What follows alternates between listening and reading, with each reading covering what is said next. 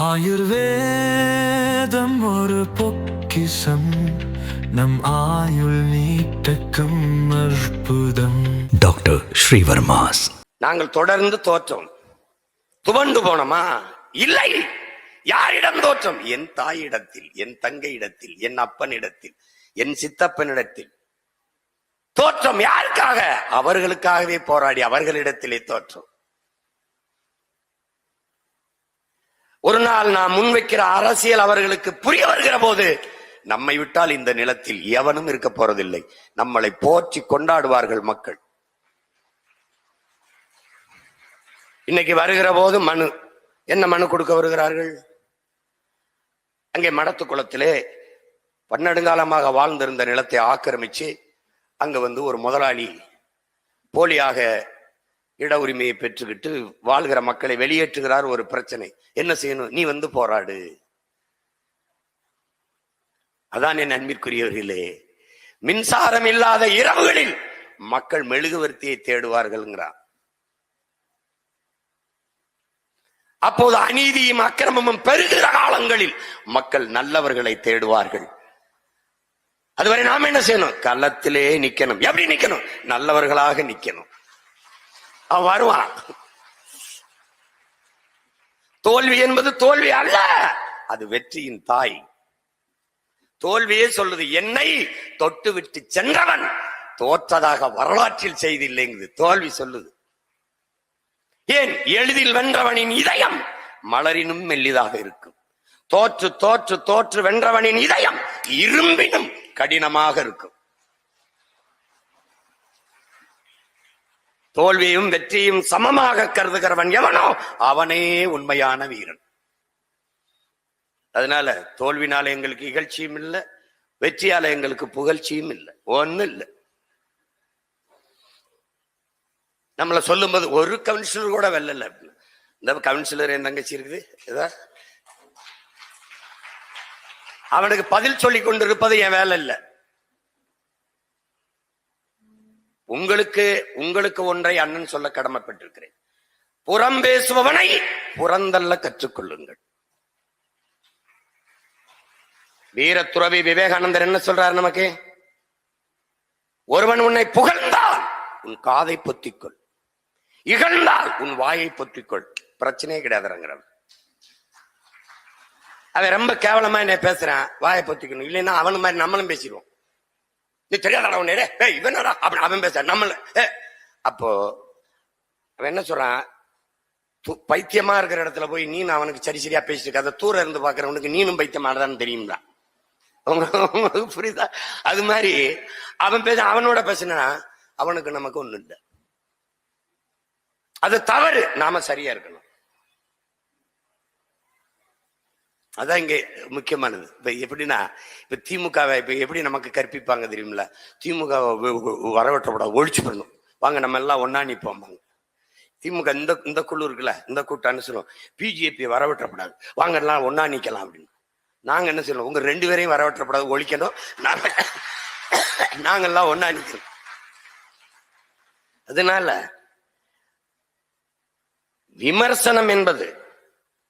விமர்சனம் என்பது வெறும் சொற்கள் தான், நம்மை காயப்படுத்தும் கற்கள் அல்ல.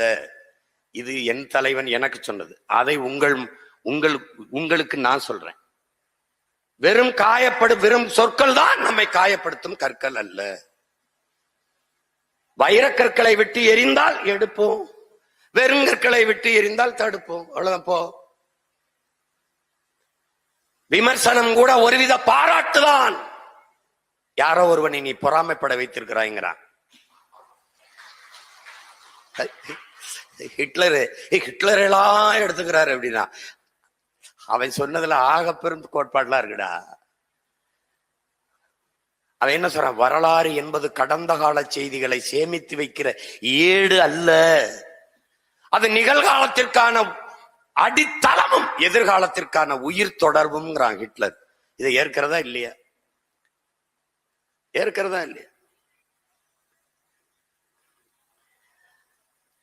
கூட்டத்தில் ஒருவன் உன்னை எதிர்த்தால் நீ வளர்ந்து கொண்டிருக்கிறாய் என்று பொருள்.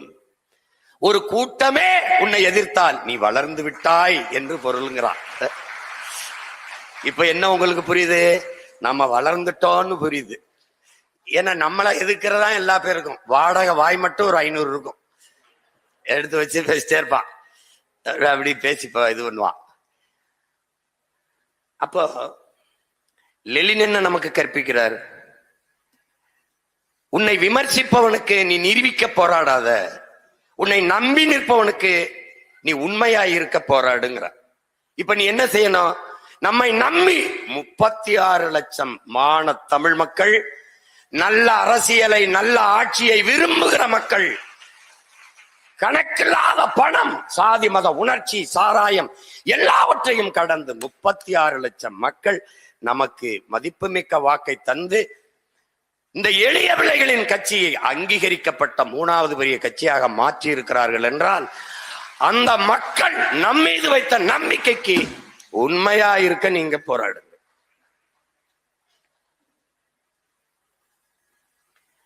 நீங்கள் எதிரி தோற்க வேண்டும் அல்ல, அதுவல்ல உங்கள் நிலைப்பாடு.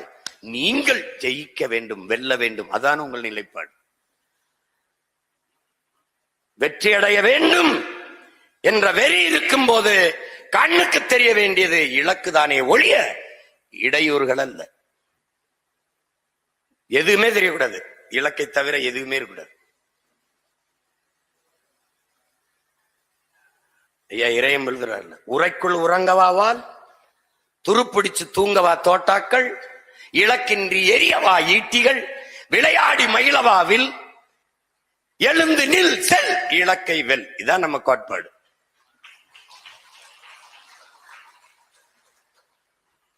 அததான் அண்ணன் உங்களுக்கு எளிமையா சொல்றேன். விமர்சனங்களை உரமாக்குங்கள், அதில் உங்கள் லட்சியத்தை மரமாக்குங்கள். வியர்க்காமல் விளையாட முடியாது, விமர்சனம் இல்லாது வளர முடியாது. அவன் அப்படி எழுதுறான், இவன் இப்படி எழுதுறான், அதுக்கெல்லாம் நேரத்தை செலவழிக்காதீங்க. உங்கள் நேரம் பொன் போன்றது அல்ல, உயிர் போன்றது.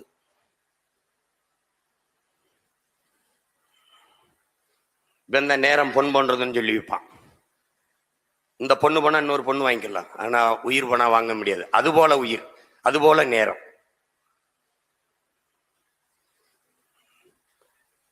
நேரத்தின் அருமை தெரியாதவனுக்கு வாழ்க்கையின் அருமை தெரியாதுங்கிறான். சொல்ல பாருங்க, வெள்ளக்கார மாதிரி டான்னு வருவான், நேரத்துக்கு வருவான் அப்படின்னு சொல்லுவான். ஏன்னா அவனுக்கு டைம் இஸ் கோல்டு கிடையாது. அவனுக்கு சோல், அவனுக்கு உயிர். அதான் all the glitters is not கோல்டும்பா, மின்னுவதெல்லாம் பொன்னல்லம்பா. இவன் இக்கரைக்கு அக்கறை பச்சைம்பா. 2 பேருக்கு இருக்க வித்தியாசத்தை பத்தி எல்லாம், இவனுக்கு இவன்ட்ட இருக்கிறத விட அடுத்தவன்ட்ட இருக்கிறத உயர்ந்தது. அவன் மின்னுவதெல்லாம் பொன்னல்லங்கிறான். அதனால இவன் மொழியை விட ஆங்கிலம் அறிவுன்பா. அடுத்தவன் மொழி எப்படா எனக்கு அறிவாகும்? இந்த கேள்விய பிரபாகர மகன் சீமான் வர வரைக்கும் எவனும் கேட்கல. அடுத்தவன் மொழி எப்படா எனக்கு அறிவாகும்? என்னது கொடுமையா இருக்கு?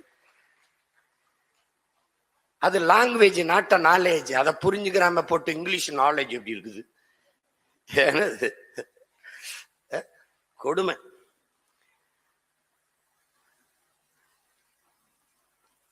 அதனால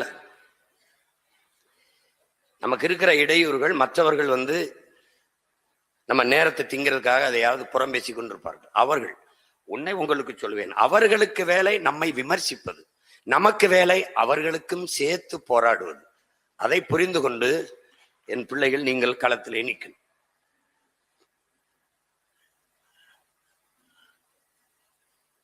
நமக்கு ஆண் பெண் என்ற பாலியல் வேறுபாடற்ற திருநங்கை, இப்படியெல்லாம் பாலியல் வேறுபாடற்ற சமத்துவ சமூகம் தான் நம் கனவு. அதை விளங்கிக்கணும். சாதி இரண்டொழிய வேறில்லை சாற்றுங்கால் நீதி வழுவா நெறிமுறையில் அவை பெரும்பாட்டி பாடியது. இவன் சொல்றது ஆண் ஜாதி பெண் ஜாதி, அதை சொல்றா அப்படின்னு இல்ல. அது அப்பா அப்படி பாடல. இட்டோர் பெரியார் இடாதார் இழிகுல தோறுங்கிறார். தன்னிடத்தில் இருக்கிற செல்வத்தை பிறருக்கு கொடுப்பவன் உயர்ந்தவன், கொடுக்காமல் தனக்கு என்று ஒதுக்கி பதுக்கவன் இழிசாதி ஈன மகன் என்று சாடுறான். அவன் தாண்டா தாழ்ந்த சாதின்னு சொல்றான். செல்வத்தின் பயனே ஈதல்ங்குது. ஈதல் இசைபட வாழ்தல், அது வல்லது ஊதியம் இல்லை உயிருக்குங்குது வள்ளுவ பெருமானாருடைய நம்முடைய மறை. அததான் அவை சொல்றார். இதை ஒன்னு நம்மளால சொல்றது ஆஞ்சாதி பொஞ்சாதின்னு, அதெல்லாம் ஒரு ஜாதி கிடையாது. ஆண்பால் பெண்பால் அந்த பாலியல் வேறுபாடற்ற சமத்துவமே நம்முடைய கனவு. அதை நிறைவேற்றியவன் தான் நம் உயிர் தலைவன் மேதகுவே பிரபாகரன் அவர்கள். ஐயா ஈவேராவுடைய வழித்தோன்றர்கள், வாரிசுகள், திராவிட திருவாளர்கள் எல்லாம் உரிமை பேசுவார்கள், ஆனால் பிரபாகரன் பிள்ளைகள் தான் செயல்படுத்துவார்கள். ஏன்? அவன்தான் சொல்லுக்கு முன் செயல் என்று சொன்னான். அவன் சொல்லுவான், நீ நிறுத்தலாம் ஆனா வெல்லணும்ல. நிறுத்தி தாண்டா வெல்லுவோம். வென்று ஒரு நாள் இப்படி சொல்றவனை எல்லாம் கொல்லுவோம். என்ன சரி, நீ தான் ஜெயிக்கிறீல, நிறுத்தி செய்ய பாப்போம். நிறுத்தி ஜெயிச்சிரு. அதான் அவர்கள் வெறும் செய்தி விளம்பர அரசியல் தான் செய்வார்கள். செய்யவே அரசியல், செயல் அரசியல் தெரியாது. செயலே சிறந்த சொல் என்கிறான் சேகுவேரா, சொல்லுக்கு முன் செயல் என்கிறான் நம் உயிர் தலைவன் மேதகுவே பிரபாகரன் அவர்கள். அதனாலதான் நம்ம நிறுத்துறோம். இப்ப இங்கே ஊரக உள்ளாட்சி இந்த தேர்தல்களில் 50 விழுக்காடு அன்னைக்கு நம்ம கடுமையான போராட்டங்களை செய்தோம். அம்மையார் ஜெயலலிதா அவர்கள் அதை அறிவித்தார்கள் பெண்களுக்கு. இப்ப கூட சொல்லும் போது தாங்க சொல்லிச்சு பாருங்க, அவர் பெண்ணு மாமன்ற உறுப்பினர் ஆனாலும் வேலை செய்யறது கணவர் தான் வேலை செய்வாப்ல, அப்படி செஞ்சிடாப்ல. உங்களுக்கு தெரியும், மதுரையில 300 கோடி ஊழலை செஞ்சது அந்த அம்மா மாநகர தாயா இருக்கு, ஆனா செஞ்சது பூரா அவங்க கணவரா இருக்காப்ல. சும்மா பேருக்கு உட்கார வச்சுட்டு எல்லா வேலையும் செஞ்சிருது. நீங்க அப்படி இல்லை, நீங்க உங்களுக்கு முழு சுதந்திரம் உண்டு.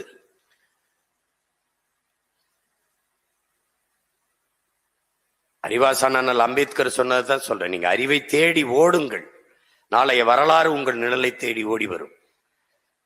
நீங்க கற்றுக்கொண்டே இருக்கணும். எப்படி சொல்லித்தரான்?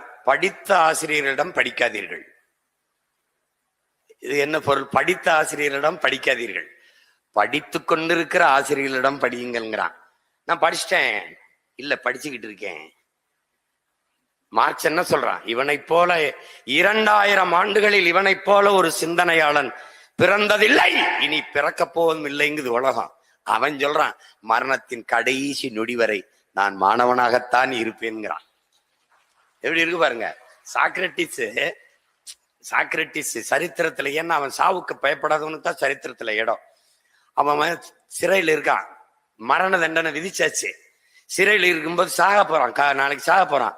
ஆனா ஒருத்தன் இவருக்கு பிடிச்ச ஒரு பாட்டை பாடிடுறாப்ல, சிறப்பா பாடும்போது அந்த அவனை கூப்பிட்டு, என்ன அழகா பாடுற, இந்த பாட்டை எனக்கு கத்து தர்றியா, நான் கொஞ்சம் கத்துக்கிறேன் அப்படிங்கிறேன். காலையில சாக போற, இவ எதுக்கிட்ட அந்த பாட்டை கத்துக்கிட்டு என்ன பண்ண போற அப்படின்னு. இல்ல, புதிதாக ஒன்றை தெரிந்து கொண்டேன்னாவது இருக்கும்ல, நான் சாகிறதுக்கு முன்னாடி புதிதாக ஒன்றை கற்றுக்கொண்டேன் என்கிற அந்த பெருமிதத்தோடு நான் செத்து போவேங்கிறான். பாருங்க, சாகும் போது கூட நம்முடைய அண்ணாங்கிற பெருந்தகை அமெரிக்காவில் அந்த அறுவை சிகிச்சைக்கு போகும்போது, புற்றுநோய் இப்ப போகும்போது, அது அறுவை சிகிச்சை மருத்துவர் சொல்லும்போது அவர்கிட்ட, நாளைக்கு இன்னைக்கு ஒரு நாள் விட்டு நாளைக்கு வச்சுக்கலாமா அந்த சிகிச்சையை, ஏன்னா இந்த புத்தகத்தை பாதி படிச்சுட்டேன், இந்த கொஞ்சோண்டு இருக்குது, அதை படிச்சிருக்கேன், நாளைக்கு வச்சுக்கிறீங்களா? ஒருவேளை நம்ம பிழைக்காம போயிட்டோம்னா.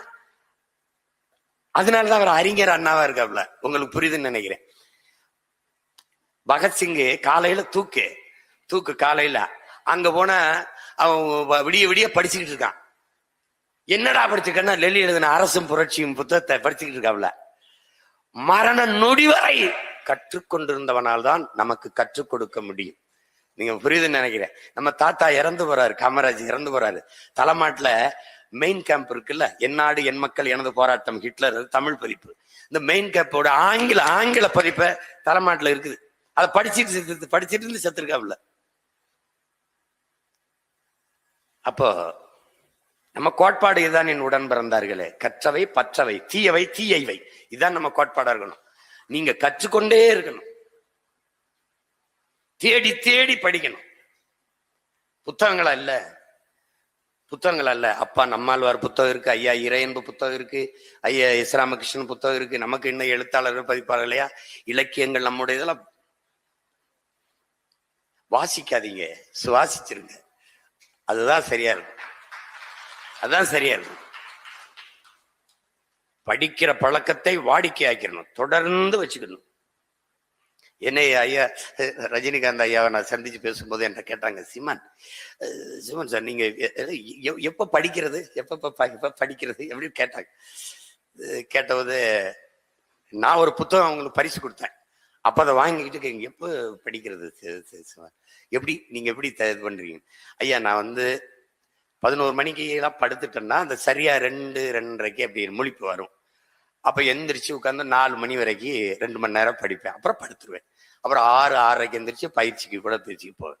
ஒருவேளை ரொம்ப தூக்கம் வராம இருந்தேன்னா 4 மணிக்கு எந்திரிப்பேன். 4 மணிக்கு எந்திரிச்சு 6 மணி 2 மணி நேரம் படிப்பேன். அப்படியே பல் விளக்கிட்டு அப்படியே உடற்பயிற்சிக்கு போயிடுவேன்.